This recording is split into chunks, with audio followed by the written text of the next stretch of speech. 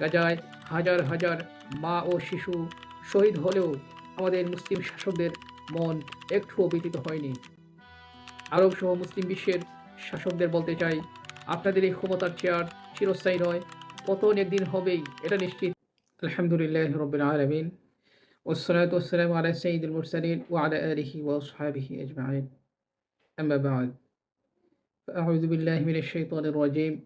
ওয়ালানাবলুওয়ান্নাকুম বিশাইইম মিনাল খাউফি ওয়াল জু'i ওয়া নাকসিম মিনাল আমওয়াল ওয়াল আনফুসি ওয়াস সামারাত ওয়া বাশশিরিস সাবিরিন। সম্মানিত ভাই ও বোনেরা, আপনারা নিশ্চয়ই অবগত আছেন গাজায় ইহুদি সন্ত্রাসীরা যে হত্যাযজ্ঞ চালিয়েছে সে সম্পর্কে নিশ্চয়ই আপনারা অবগত আছেন।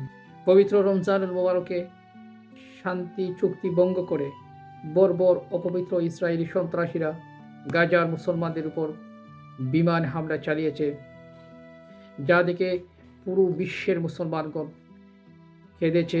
শুধু মুসলিম নয়, বিশ্বের বিবেকবান মানুষ এই হামলায় গণহত্যায় স্তব্ধ, বাকরুদ্ধ ও হতভম্ব হয়েছে। এত মানুষ মারার পরও তাদের মধ্যে কোনো অনুশোচনা নেই। তাদের শেল্টার দিয়ে আমেরিকা ও জাতিসংঘ টু শব্দ পর্যন্ত করেনি, বরং তারাই তাদেরকে আশ্রয় দিয়ে যাচ্ছে, অস্ত্র দিয়ে যাচ্ছে এই হামলা পরিচালনা করার জন্য। এরাই আবার আমাদেরকে মানবতার সবক দেয়। বিশ্বজুড়ে শত শত কোটি মুসলমান থাকার পরও গাজার মুসলিমরা একাই লড়ছে ইহুদি এবং নাসারাদের বিরুদ্ধে। গাজায় হাজার হাজার মা ও শিশু শহীদ হলেও আমাদের মুসলিম শাসকদের মন একটুও ব্যথিত হয়নি।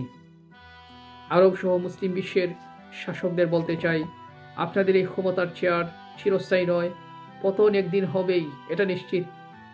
আপনারা যদি কোনো অ্যাকশন না নেন ক্ষমতা হারানোর ভয়ে, তাহলে মনে রাখবেন পরকালে মহাপরাক্রমশালী আল্লাহ তাআলা আপনাদের ছেড়ে দেবেন না। নিশ্চয়ই আল্লাহ রাব্বুল আলামিন আপনাদের এই চুপ থাকার শাস্তি দেবেন।